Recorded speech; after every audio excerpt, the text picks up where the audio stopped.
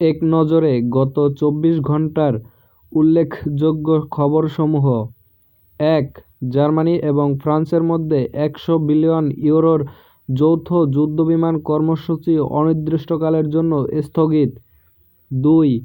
ফ্রান্সে ১৫ বছরের কম বয়সীদের জন্য সামাজিক যোগাযোগ মাধ্যম নিষিদ্ধ করা এবং হাই স্কুলে ফোন নিষিদ্ধ করার প্রস্তাব। ৩. নিখোঁজ হওয়ার দীর্ঘ ১১ বছর পর আবারও মালয়েশিয়ান এয়ারলাইন্সের বিমান অনুসন্ধান শুরু। ৪. নিজেদের উপর মার্কিন ভিসা নিষেধাজ্ঞার জবাবে এবার মার্কিন নাগরিকদের উপর ভিসা বিধিনিষেধ আরোপ করেছে বুর্কিনা ফাসো। ৫. নিজেদের মুদ্রা লেপকে ত্যাগ করে ২০২৬ সালে ইউরোকে নতুন মুদ্রা হিসেবে গ্রহণ করতে যাচ্ছে বুলগেরিয়া।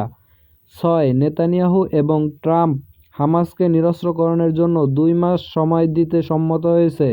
৭. অর্থনৈতিক সংকটের কারণে ইরানে দেশজুড়ে বিক্ষোভ ছড়িয়ে পড়েছে। ৮.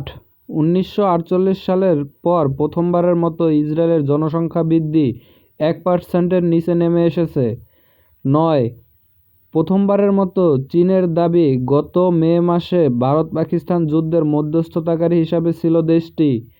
১০. ইরান ভেনেজুয়েলার মধ্যে হওয়া ড্রোন বাণিজ্যের উপর নিষেধাজ্ঞা জারি করেছে মার্কিন যুক্তরাষ্ট্র। তথ্যসূত্র সরওয়ার আলম, তুরস্ক, আনাদোলু এজেন্সি।